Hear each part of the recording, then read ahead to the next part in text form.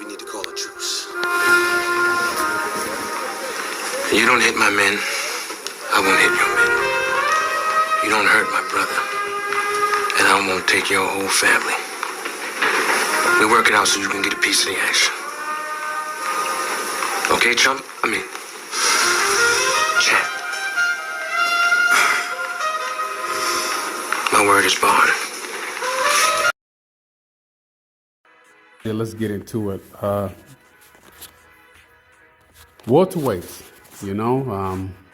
got a lot going on. A lot has transpired over the last, I would say, 7 to 10 days. And this is pretty much going to be like an ongoing, kind of like dramatic days of our lives, things just kind of dragging out, And it is important that we have to break it down because, welterweights at 147 is the most, one of the most popular divisions outside of heavyweight. So with that being said, Terrence Crawford, current unified IBF, WBA, WBC welterweight champion, he does not have an opponent at this time. It's supposed to be Terrence Crawford. Then it was supposed to be later in the year. Now it's supposed to be Keith Thurman. And just recently on Twitter, he's leaving the country. Specifically, he says, "I'm on a plane board just talking. I don't know when I'm fighting for real.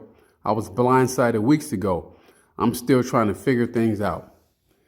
And that's, man, and I've tried to remain unbiased and try, to always give an objective opinion about the Terrence Crawford and Errol Spence negotiations, but I'm going to have to agree with Errol on this. He was blindsided by Terrence Crawford, because bottom line, good business practice is always to let the other party know that you're moving on.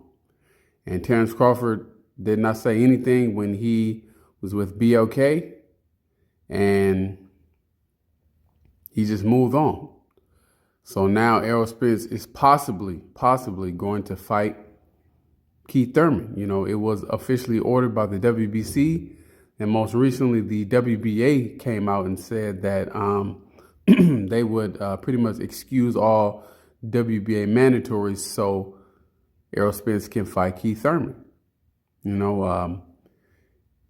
Is this a good fight on paper? I would say yes. On paper, it is a good fight. Keith Thurman only has one loss. He lost to Pacquiao. He has kind of looked shaky in some of his fights coming back, but the fact remains, he only has one loss, and for a long time, people or the, kind of hardcore boxing fans said that, regardless of how Errol Spence feels in regards to how Keith Thurman treated him in the past, he's got to go through Keith Thurman to say that he's the true king of 147. I don't feel that way, but the fans always have the strongest voice, in my opinion, because we pay. I think it's going to be a good fight. I think Keith Thurman can get up for the fight, and really push Errol to a level that we may have not seen, and I think, Thurman is susceptible to, body shots, because that's exactly where Thurman is, weak at, and Spence is going there. So it's going to be interesting to see how things play out in regards to, when Errol will get back in the ring. It's looking like February of 2023, and Errol's been out the ring for a long time, and that was the reason why Terrence Crawford said, I want to fight this year so he can get one under his belt, a training camp, stay sharp, and come back next year and possibly fight Spence in 2023. Is that going to happen? I honestly can't say. I just don't know at this time.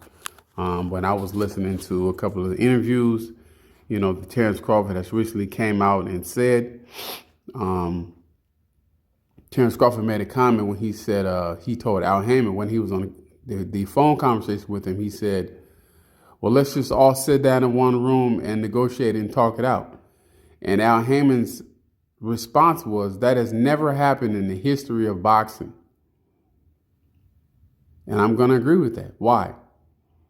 Because there's always representation, or the promoters negotiating the fight, or the managers, on behalf of the fighters. The fighters have never been in the room. So for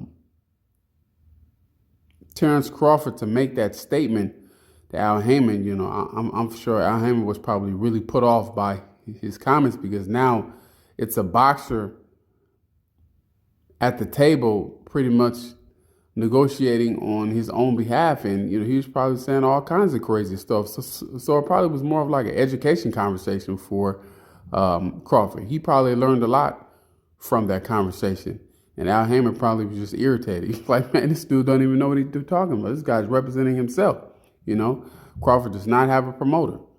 And now Crawford is kind of learning that fighters don't really have seats at the negotiation tables. It's business, and that's very unfortunate in all sports. It's kind of like if you don't kind of kowtow or accept the normal way that things are done, but they can make it difficult for you and try to block you out. A great example of that would be in football, with Lamar Jackson. Lamar Jackson is one of the best quarterbacks in the NFL, yet he doesn't have a big time, contract, a quarterback contract, because his mother is his manager. He doesn't traditionally have, the sports agent where they get a percentage or a cut of that big contract, that is signed and negotiated. So now he's still unsigned and having a great year. So, a lot of the things are about structure, especially in boxing. Boxing just kind of still has like an old school feel in regards to how things are done and how they're not going to let it go. Other promoters have tried to come in and try to get themselves started with one or two, fighters under their banner, and they just kind of freeze them out, because another promoter is not going to allow their fighter to fight yours. And then what are you going to do? That fighter that you just signed is going to sit on the shelf. That's what they did with Jay-Z and Rock Nation. That's what they did with 50 Cent. So, it's definitely a strong power system in the sport of boxing, and pretty much at this time, it's Al Haymon, Top Rank, De La Hoya is barely hanging on, DAZN or a Matchroom Sport with Eddie Hearn, and he really is not able to make any big fights happen. So he's having a little trouble, and you have a couple of the other small ones here and now. But the sport of boxing is it's a mug's game, like Chris Eubank Sr. always says. And I think Terrence Crawford kind of had to find that out the hard way. That's why he was making comments like, I had no guarantee, how come I can't see, the final numbers and the transparency? And he had a right to ask. I don't really see anything wrong with that. But again, he had a right to ask, but that doesn't mean that they're going to go along with that. It's kind of like, man, who is this boxer, asking me these questions, So I really don't, know if that fight is going to really materialize in 2023. I think the pressure from these sanctions and the fans, can possibly make it happen, but it's going to be pretty interesting, to kind of see how that fight, comes out, even if it does. But this is pretty much, the welterweight landscape. You have a couple other second-tier fights that could make some noise. You have Stanionis, Boots, you got Virgil Ortiz, a couple of guys that are hanging around. Possibly Ugas. Is Ugas back? Is he going to be the same since losing to Errol Spence in the way that he did? It's going to be pretty interesting. I definitely would like to see how it's all going to play out, before Errol Spence goes to 154. Or is he just going to say, no, I'm not fighting Keith Thurman, and completely go against the grain and just drop all his belts and go up to 154?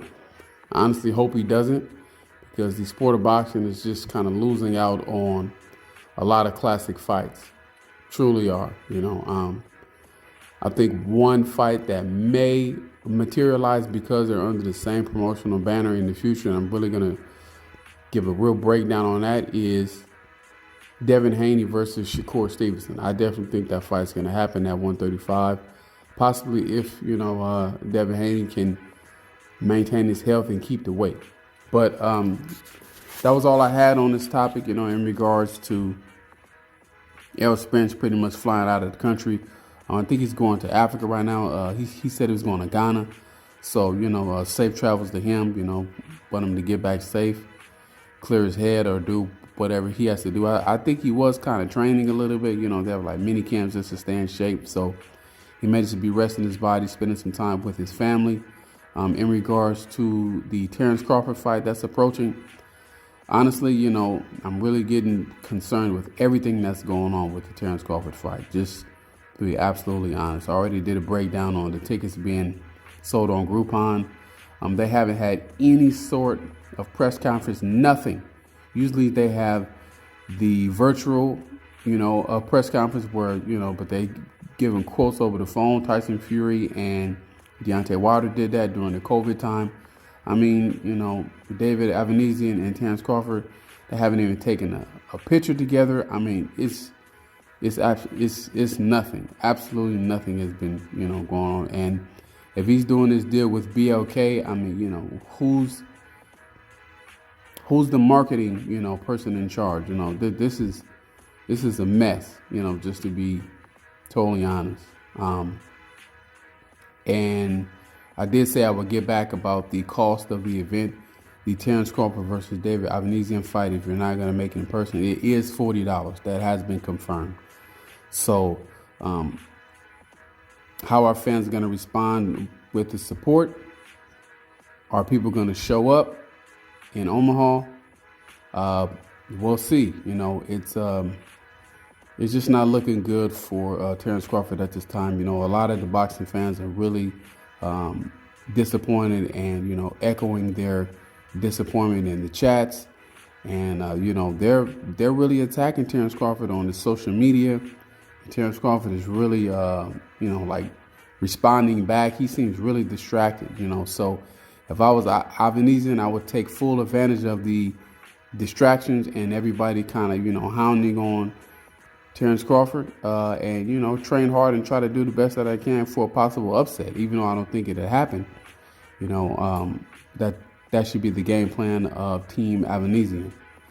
But that's all I had. I want to appreciate everybody for supporting and sharing and liking the video. We do have some new subscribers. Welcome. More content coming. Just be on the lookout. Definitely going to try to be a little more frequent. I'm trying to decide how often that I want to do videos. I really just don't want to be doing the same videos all the time or just trying to jump on, every hot topic. Everybody just got tricked, a couple of days ago with, the Tank and Ryan Garcia fight. It's another Garcia, not Ryan Garcia. So, and then now if you see Tank, he's already making comments about, Mayweather Promotions and Floyd and stuff like that. It's kind of like the same old trick, and he's kind of using the same old trick. And I mean, it may work again for some people, but not me. He always tries to act like he has this fake beef with Floyd Mayweather before all his fights, and there's drama and there's turmoil. I'm leaving. I'm not with him. I'm not, I don't know. I know after the Rolly fight, Tank is on camera saying, yeah, baby, and it's still Mayweather Promotions when he was sitting next to Ellaby, and he was smiling like a Cheshire cat. So is he not with Mayweather Promotions anymore? I don't know. We will see. But that was all I had. Till next time, Cobra head out. We need to call a truce. You don't hit my men, I won't hit your men. You don't hurt my brother, and I won't take your whole family. We work it out so you can get a piece of the action. Okay, chump? Champ. My word is bond. Appreciate the support for watching my videos. Don't forget to like, subscribe, and share the video. Definitely trying to grow the channel. More content to come and more videos and up-to-date news. Stay tuned. Cobra head out.